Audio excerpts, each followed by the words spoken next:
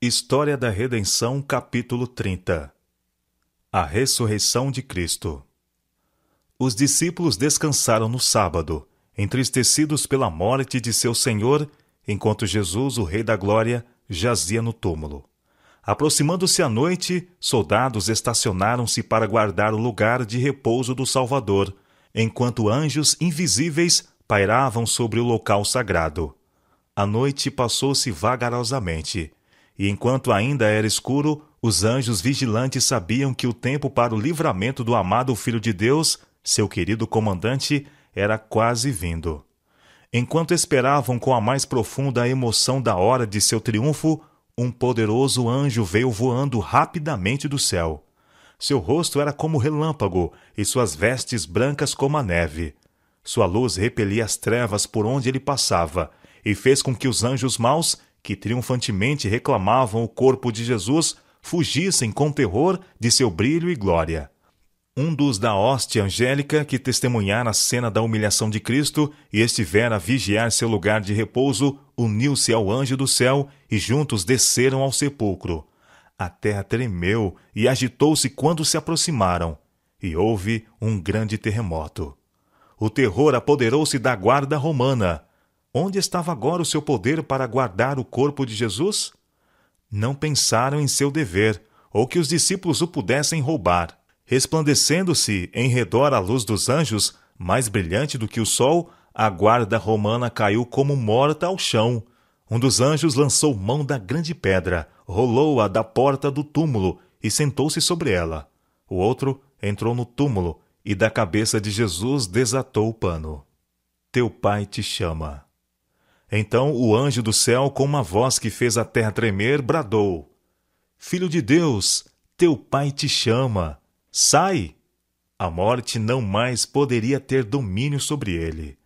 Jesus ressurgiu dos mortos qual vencedor triunfante. Com temor solene, a hoste angélica contemplou a cena. E saindo Jesus do sepulcro, aqueles anjos resplandecentes prostraram-se em terra, em adoração, e saudaram-no com cânticos de vitória e triunfo. Anjos de Satanás haviam sido obrigados a fugir de diante da luz brilhante e penetrante dos anjos celestiais, e amargamente se queixaram ao seu rei de que a presa lhes houvesse sido violentamente tomada, e aquele a quem tanto odiavam havia ressuscitado dos mortos. Satanás e suas hostes tinham exultado de que seu poder sobre o homem decaído houvesse feito com que o Senhor da vida fosse posto no túmulo. Mas curto foi o seu triunfo infernal, pois ao sair Jesus de sua prisão como um vencedor majestoso, Satanás soube que depois de algum tempo ele deveria morrer e seu reino passaria àquele a quem pertencia de direito. Lamentou e encolerizou-se de que, não obstante todos os seus esforços, Jesus não fora vencido, mas abrira um caminho de salvação para o homem. A quem quer que quisesse, nele andaria e se salvaria. Os anjos maus e seu comandante reuniram-se em conselho para considerarem como poderiam ainda trabalhar contra o governo de Deus. Satanás mandou seus servos irem aos principais dos sacerdotes e anciãos. Disse ele: Nós conseguimos enganá-los, cegando-lhes os olhos e endurecendo-lhes o coração contra Jesus. Fizemos-los crer que ele era um impostor. Aquela guarda romana levará a odiosa notícia de que Cristo ressuscitou. Nós levamos os sacerdotes e anciãos a odiar a Jesus e matá-lo. Agora mostrai-lhes que, se tornar conhecido que Cristo ressuscitou, eles serão apedrejados pelo povo por matarem um homem inocente. O relatório da guarda romana. Como o exército de anjos celestiais se afastasse do sepulcro e se desvanecesse a luz e glória, a guarda romana arriscou-se a levantar a cabeça e olhar em redor de si. Encheram-se de espanto ao verem que a grande pedra tinha sido rolada da entrada do sepulcro e o corpo de Jesus desaparecera. Foram apressadamente à cidade para fazerem saber aos sacerdotes e anciãos o que tinham visto. Ouvindo aqueles assassinos a maravilhosa notícia, sobreveio a palidez a todos os rostos. Foram tomados de terror ao pensamento do que haviam feito. Se a notícia era exata, eles estavam perdidos. Por algum tempo ficaram sentados em silêncio, olhando uns para os outros, não sabendo o que fazer ou dizer. Aceitar a notícia seria condenar-se. Foram à parte para se consultarem quanto ao que deveria fazer-se. Raciocinaram que, se a notícia trazida pela guarda circulasse entre o povo, aqueles que mataram a Cristo seriam mortos como seus assassinos. Resolveu-se assalariar os soldados para conservar o assunto em segredo. Os sacerdotes e anciãos lhes ofereceram grande soma de dinheiro para que dissessem: vieram de noite os discípulos dele e o roubaram enquanto dormíamos. E quando a guarda indagou o que seria feito com eles por dormirem em seu posto, os oficiais judeus prometeram persuadir o governador e conseguir a segurança deles. Por amor ao dinheiro, a guarda romana vendeu sua honra. E concordou em seguir o conselho de sacerdotes e anciãos. Os primeiros frutos da redenção. Quando Jesus estava suspenso na cruz, clamou: está consumado. As pedras se partiram, a terra tremeu e algumas das sepulturas se abriram. Quando ele ressurgiu, vitorioso sobre a morte e o túmulo, enquanto a terra vacilava e a glória do céu resplandecia em redor do local sagrado, muitos dos justos mortos, obedientes à sua chamada, saíram como testemunhas de que ele ressurgira. Aqueles favorecidos santos ressurgidos saíram glorificados. Eram escolhidos e santos de todos os tempos, desde a criação até os dias de Cristo.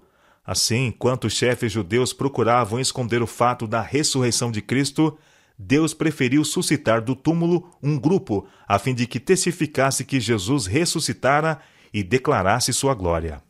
Aqueles ressuscitados diferiam na estatura e formas, sendo alguns mais nobres do que outros em seu aspecto. Fui informada de que os habitantes da terra têm estado a degenerar-se, a perder sua força e beleza. Satanás tem o poder da enfermidade e da morte, e em cada era os efeitos da maldição têm sido mais visíveis, e o poder de Satanás mais claramente visto. Os que viveram nos dias de Noé e Abraão pareciam-se com os anjos na forma, beleza e força. Mas cada geração subsequente tem estado a ficar mais fraca e mais sujeita à moléstia, e sua vida tem sido de mais curta duração. Satanás tem estado a aprender como prejudicar e enfraquecer a raça. Aqueles que saíram após a ressurreição de Jesus apareceram a muitos, contando-lhes que o sacrifício pelo homem estava completo, e que Jesus, a quem os judeus crucificaram, ressuscitaram dos mortos, e em prova de suas palavras declaravam: ressuscitamos com ele. Davam testemunho de que fora pelo seu grande poder que tinham sido chamados de suas sepulturas. Apesar dos boatos mentirosos que circularam, a ressurreição de Cristo não pôde ser escondida por Satanás, seus anjos ou pelos principais dos sacerdotes, pois aquele grupo santo, retirado de seus túmulos, espalhou a maravilhosa e alegre nova. Jesus também se mostrou aos discípulos tristes e com o coração despedaçado, afugentando-lhes os temores e dando-lhes gozo e alegria. As mulheres no sepulcro. Cedo, na manhã do primeiro dia da semana, antes que fosse claro, santas mulheres vieram ao sepulcro, trazendo suaves especiarias para ungir o corpo de Jesus. Notaram que a pedra pesada tinha sido rolada da entrada do sepulcro, e o corpo de Jesus não estava ali. Desfaleceu-lhes o coração, e temeram que os seus inimigos houvessem levado o corpo. Subitamente viram 2 anjos com vestes brancas, com rosto brilhante e resplandecente. Esses seres celestiais compreenderam a intenção das mulheres, e imediatamente lhes disseram que Jesus ali não estava, que tinha ressuscitado, mas que podiam ver o lugar onde jazera. Mandaram-nas ir e contar a seus discípulos que ele iria diante deles para a Galiléia. Com temor e alegria, as mulheres dirigiram-se apressadamente aos discípulos entristecidos e contaram-lhe as coisas que tinham visto e ouvido. Os discípulos não puderam crer que Jesus houvesse ressuscitado, mas, com as mulheres que tinham levado a notícia, correram apressadamente ao sepulcro. Verificando que Jesus ali não se achava, viram suas roupas de linho, mas não puderam crer nas boas novas de que havia ressuscitado dentre os mortos. Voltaram para casa, maravilhando-se com o que tinham visto, e também com a notícia a eles levada pelas mulheres.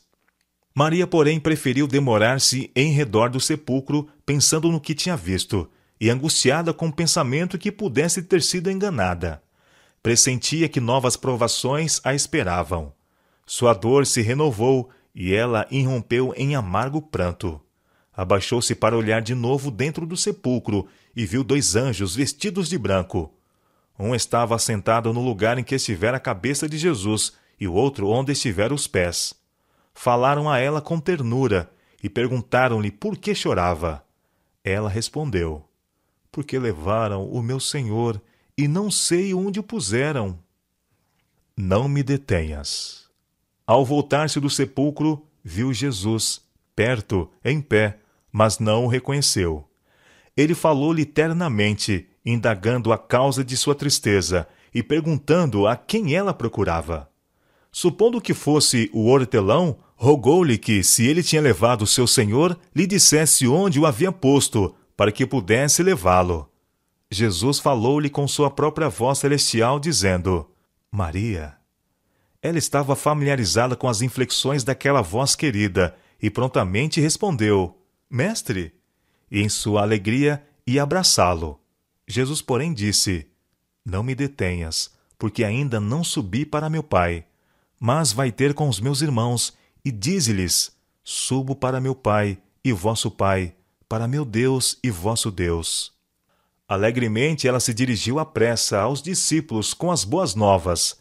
Jesus rapidamente ascendeu a seu Pai, para ouvir de seus lábios que aceitara o sacrifício e para receber todo o poder no céu e na terra.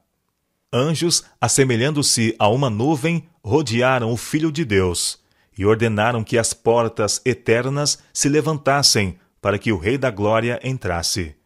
Vi que enquanto Jesus estava com aquele brilhante exército celestial na presença de Deus e cercado de glória, não se esquecera dos discípulos sobre a terra, mas de seu Pai recebeu poder, a fim de que pudesse voltar e comunicá-lo a eles.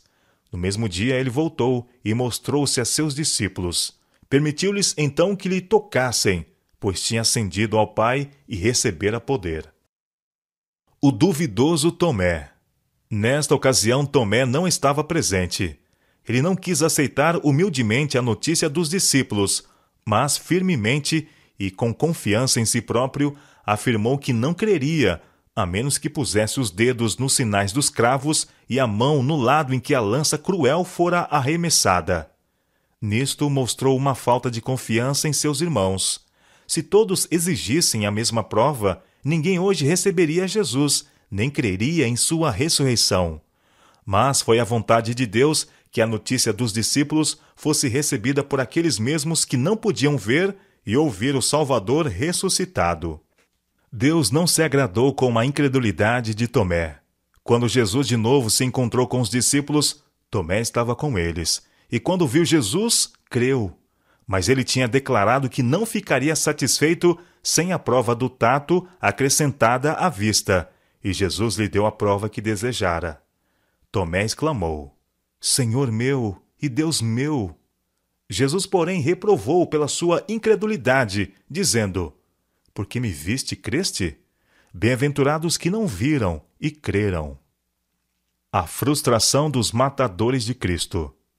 Espalhando-se as novas de cidade para cidade e de vila em vila, os judeus, por sua vez, receavam pelas suas vidas e ocultaram o ódio que acalentavam pelos discípulos. Sua única esperança era propagar o boato falso, e aqueles que desejavam que esta mentira fosse verdadeira a aceitavam. Pilatos estremeceu ao ouvir que Cristo havia ressuscitado. Não podia duvidar do testemunho que era dado, e desde aquela hora a paz o deixou para sempre. Por amor às honras mundanas, pelo temor de perder a autoridade e a vida, entregara Jesus para ser morto. Estava agora completamente convencido de que não era meramente um homem inocente, aquele de cujo sangue ele era culpado, mas o Filho de Deus. Miserável até ao fim foi a vida de Pilatos. O desespero e a angústia esmagavam todo o sentimento de esperança e alegria. Recusou-se a ser consolado e teve uma morte muito desgraçada. 40 dias com os discípulos. Jesus permaneceu com seus discípulos 40 dias, ocasionando-lhes isto gozo e alegria de coração, ao desvendar-lhes ele mais amplamente as realidades do reino de Deus. Ele os comissionara a dar testemunho das coisas que tinham visto e ouvido, concernentes aos seus sofrimentos, morte e ressurreição, de que ele fizera um sacrifício pelo pecado, e que todos que o quisessem poderia vir a ele e encontrar vida. Com fiel ternura, disse-lhes que seriam perseguidos e angustiados, mas que encontrariam alívio recordando-se de sua experiência e lembrando-se das palavras que ele lhes falara. Contou-lhes que tinha vencido as tentações de Satanás e obtido a vitória através de provações e sofrimentos. Satanás não mais poderia ter poder sobre ele, e faria suas tentações recaírem mais diretamente sobre eles, e sobre todos os que crescem em seu nome. Mas poderiam vencer, assim como ele venceu. Jesus dotou seus discípulos de poder para operar milagres, e disse-lhes que, embora fossem perseguidos pelos homens ímpios, enviaria seus anjos, de tempos a tempos, para livrá-los. A vida deles não poderia ser tirada, antes que sua missão se cumprisse. Poderia então ser-lhes exigido selarem com sangue os testemunhos que deram. Seus ansiosos seguidores alegremente lhe escutaram os ensinos, gozando com avidez cada palavra que caía de seus lábios. Sabiam agora com certeza que ele era o Salvador do mundo. Suas palavras lhe calavam profundamente no coração, e entristeceram de que logo devesse separar-se de seu Mestre Celestial e não mais ouvir de seus lábios palavras confortadoras, graciosas. Mas de novo seu coração se aqueceu de amor e extraordinária alegria, dizendo-lhes Jesus que iria preparar-lhes moradas e viria outra vez e os receberia, para que pudessem sempre estar com ele. Prometeu também enviar o Consolador, o Espírito Santo, para guiá-los em toda a verdade. E erguendo as mãos, os abençoou.